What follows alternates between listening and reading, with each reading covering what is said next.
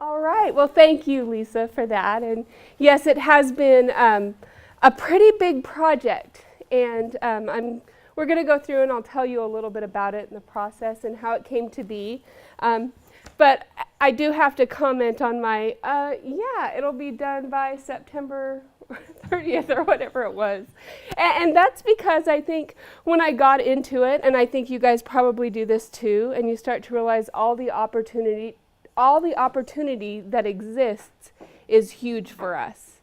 And simply putting a training program out there that everybody else has done really felt inadequate. And here I was in this new position with all these great people and incredible resources at my fingertips. I couldn't do it in a month. And so I'm going to tell you the story. We're going to go through it, and I'm going to try and stick to my slides. I know people like visuals, and I like to stay on target. And Lisa asked me if she could share something about the name that we came up with, and I said, no, please don't, because it will totally derail me.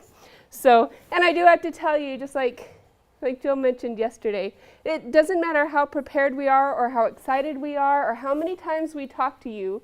When I stand up here in front of everybody, all of a sudden it's nerve-wracking. I'm looking at you going, oh my gosh, look at all these amazing people that hopefully this next year are going to help me change the world, right? So, all right, how to use this. Awesome.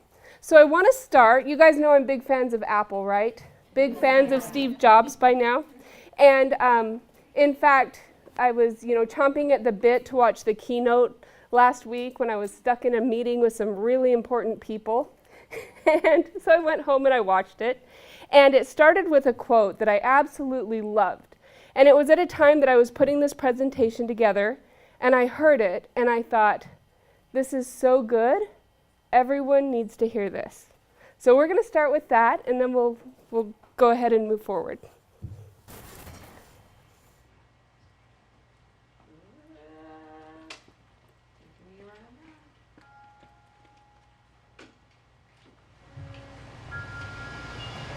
There's lots of ways to be as a person. And some people express their deep appreciation in different ways. But one of the ways people express their appreciation to the rest of humanity is to make something wonderful and put it out. And you never meet the people. I was trying to turn it up, but it's a Mac, so. Cassie just loves Steve Jobs. I don't like Steve Jobs, sorry. You never shake their hands. You never hear their story or tell yours, but somehow, in the act of making something with a great deal of care and love, something's transmitted there. And it's a way of expressing to the rest of our species our deep appreciation. So we need to be true to who we are and remember what's really important to us. That's what's going to keep Apple, Apple, is if we keep us, us.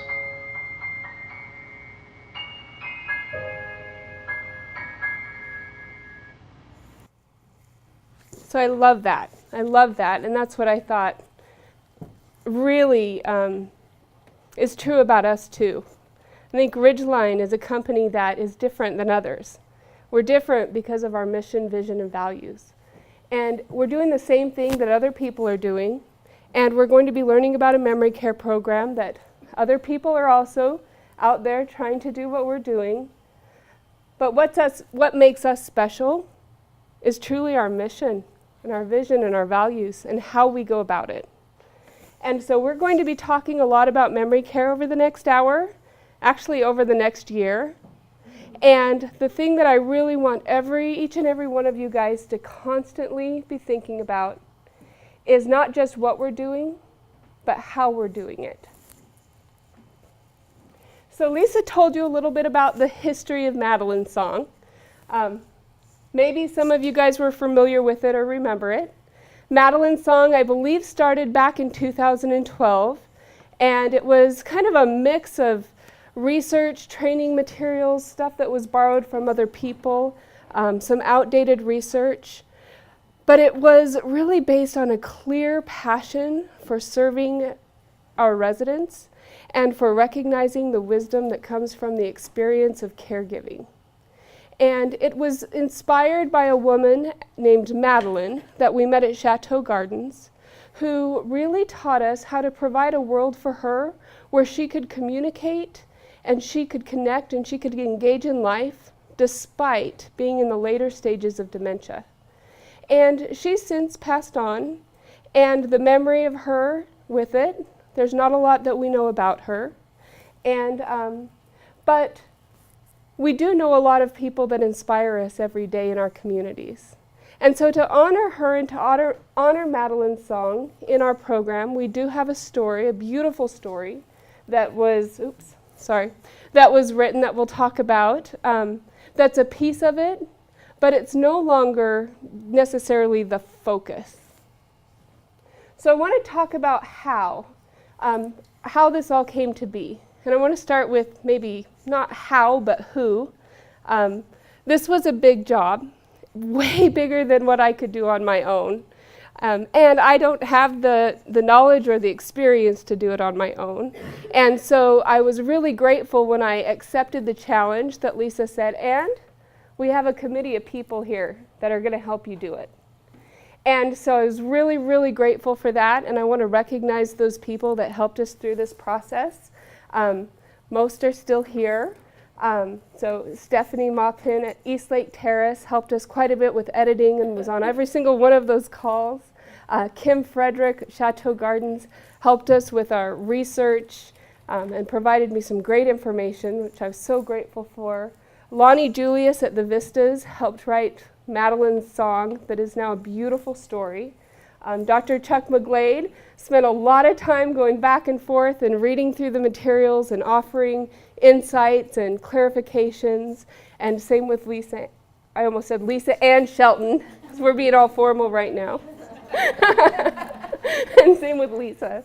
So, and who are all of us that were working on it? We're caregivers, we're leaders, we're dreamers. Some of us have gone through the Eden Alternative training, some through validation training. But we're just really people who care about people that are living with dementia, and we want to make a difference. So I want to talk about kind of what we're finding right now across our company in memory care. And I think it's fair to say it's not just our company. It's probably memory care communities everywhere. Lack of positive stimulation and engagement. How many communities do we walk into memory care and people are asleep in their chairs at the table or watching TV? Do you guys say that's true in your own memory care communities? Disruptive behaviors. We're experiencing behaviors that are really challenging. Significant use of antipsychotic medication. When we are experiencing those disruptive behaviors and we don't know what to do, what do we do? We write a fax to the doctor complaining about the person, asking for help, right? Staffing issues. How many of you are experiencing staffing issues in memory care right now? Yeah, raise your hand. I think it's most people. I mean, staff are really, really hard to come by, and they're hard to keep. Compliance issues, frustrated and hurting families, and exhausted administrators. When we're talking about memory care, we're talking about something that is really, really, really hard. And I think anybody who's experienced working with people that have dementia would say that. I mean, what we're doing is not easy. So I want you guys to just ask yourself, and you don't need to answer out loud, but I want you to start really asking yourself about some possibilities. Do you believe it's possible for people living with dementia to experience fulfilling and satisfying lives? Do you really believe it? Or is it just a slogan? Do you think it's possible to slow the progression of dementia? Some people are, yeah, absolutely. Some people maybe not believing it so much. How about reduce harmful behaviors, resident-to-resident altercations, and resident-to-staff altercations? Do you think there's something that we can do about that? How about holistically manage the symptoms of dementia instead of going for antipsychotics? Do you think it's possible to get people off of antipsychotic medications? How about increase employee morale, engagement, and productivity?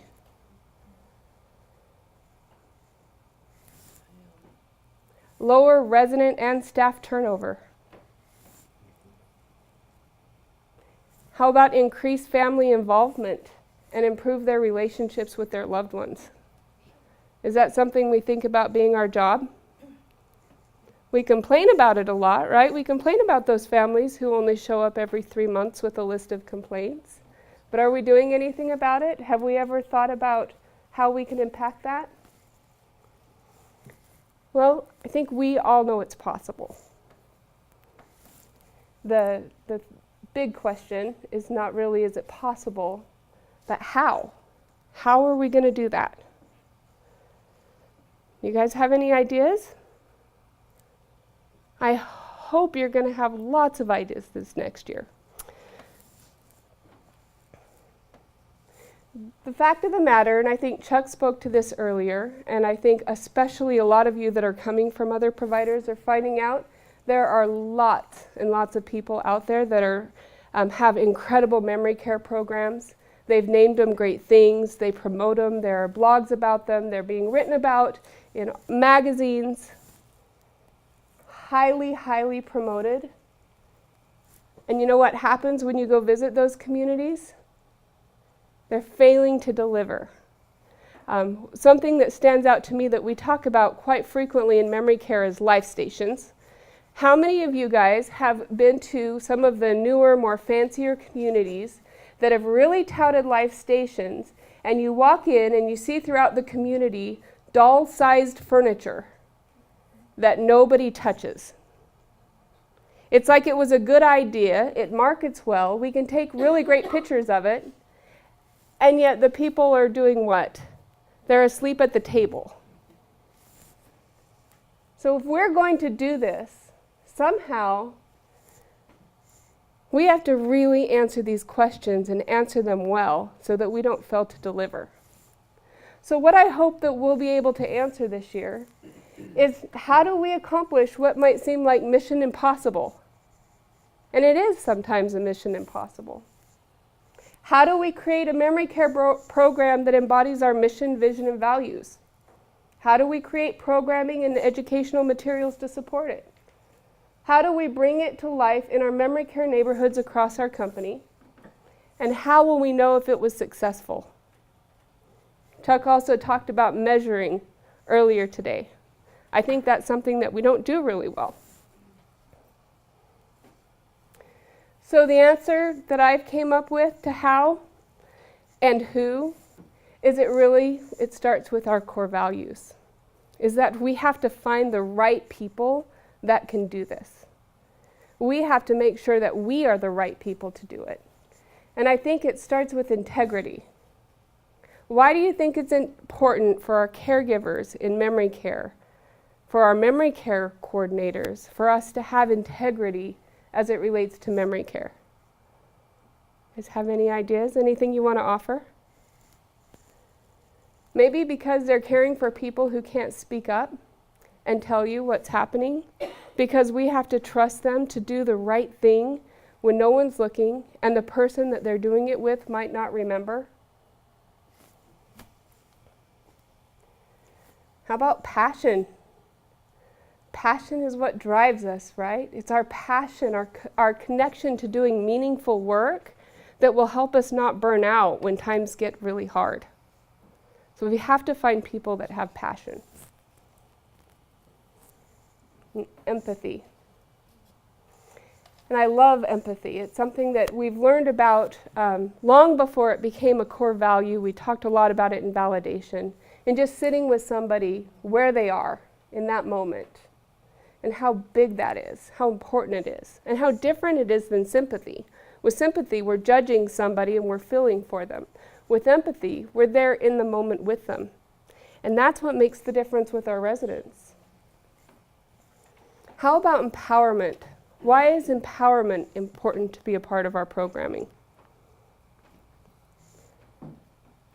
Because we really, really need staff who feel comfortable and confident and equipped to think on their own, to make tough decisions, to put themselves out there, to sometimes take risks so they can make a difference.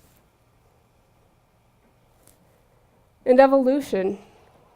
What we know about Alzheimer's disease and related dementias is always changing. There's new techniques emerging. Every single day there's something new. There's a new program, there's new research. When I was working to compile all of the information for moments and turn it into a manual, over and over I just kept thinking, oh my goodness, this is going to be outdated next year. And so we realized moments, or the program that we're creating, is something that will always be evolving. And then we need goodness, and we need goodness because it's hard. Taking care of people that have dementia is really, really, really hard. And our staff are doing their very, very best, but they make mistakes. We all make mistakes. And when we're critical of our staff, or when we breed an environment where people are critical of each other, we'll never be able to make the impossible possible.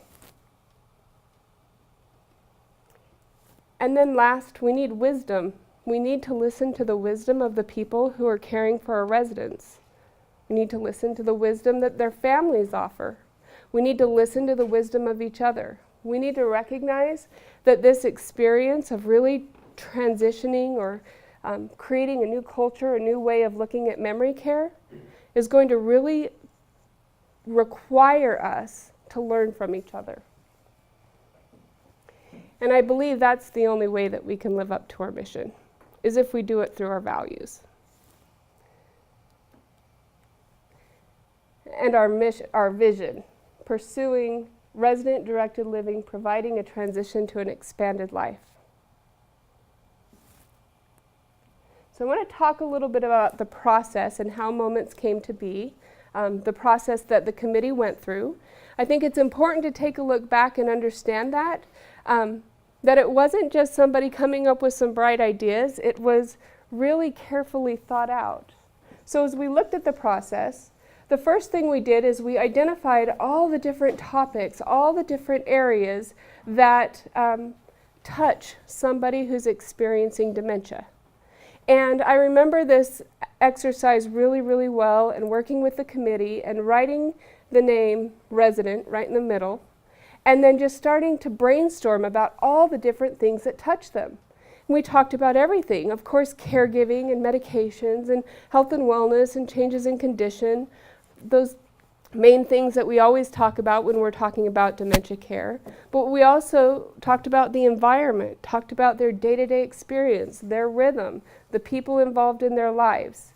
And by doing this, it helped us draft our outline. From there, we began researching our topics, and everybody was assigned different topics to research. And we went through article after article after article. We read books. We attended training courses. We went online through some of IPC Ed's training and other training that's available. We watched videos from Teepa Snow and some of the other great teachers of our time.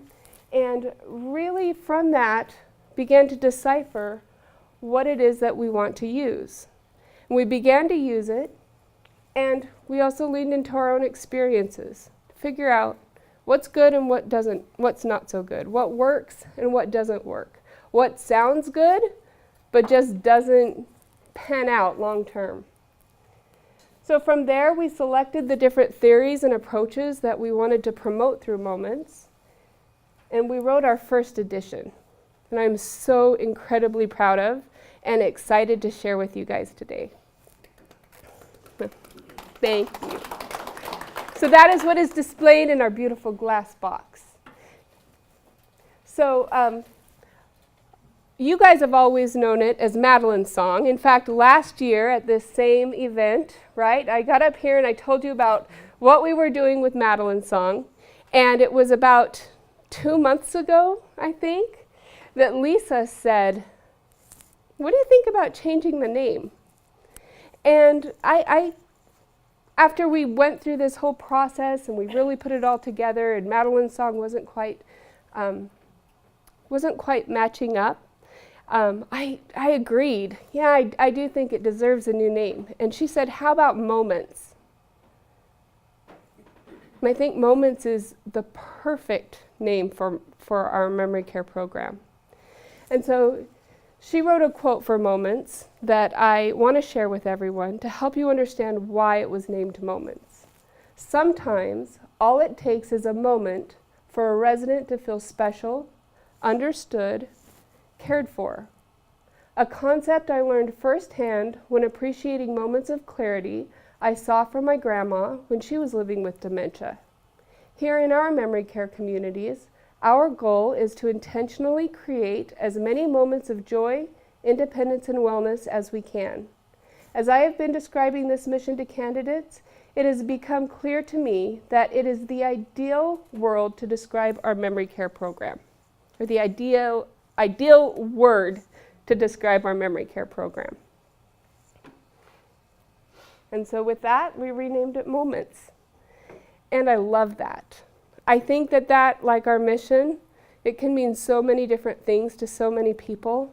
When I thought about it, I loved it because just recognizing how hard memory care is, and Lisa is one to really continually catch me on this, is I'll write something into Moments that is overpromising.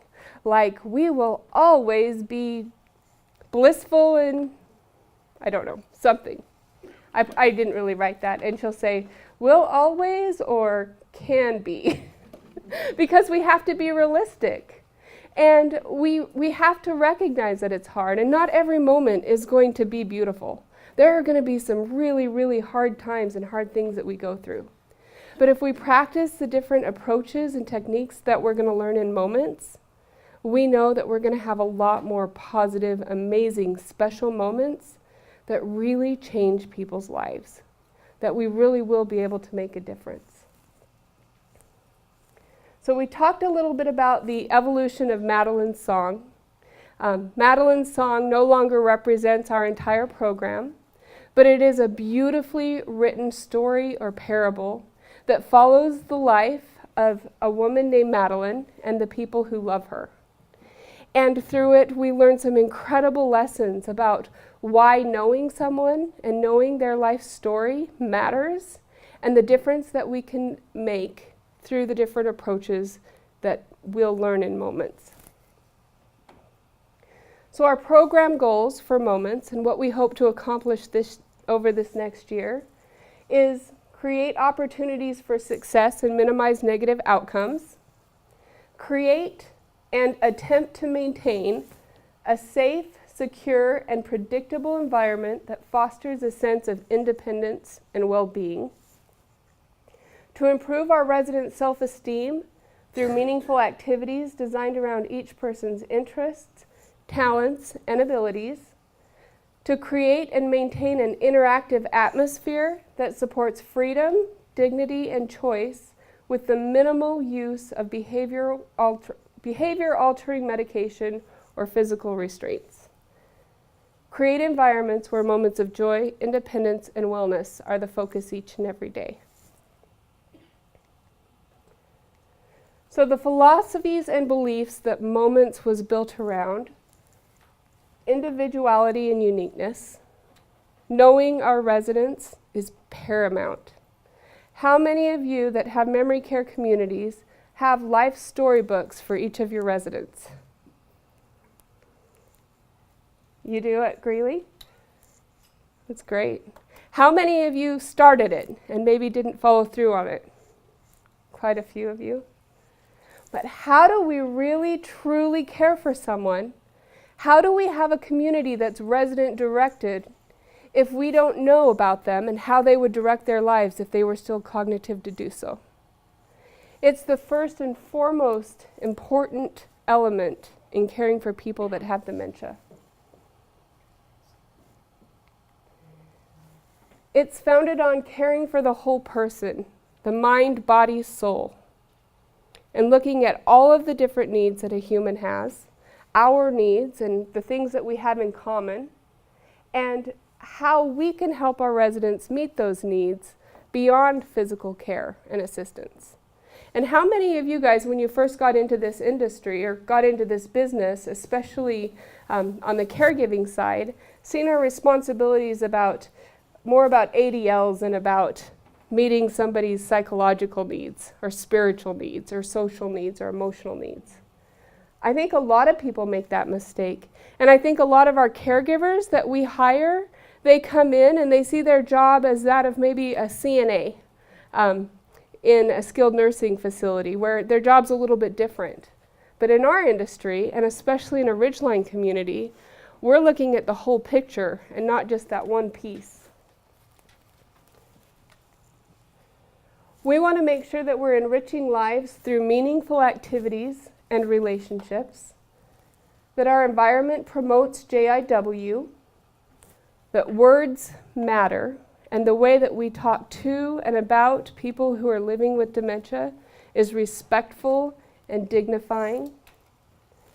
Teamwork. We believe that people living with dementia deserve exceptional people in their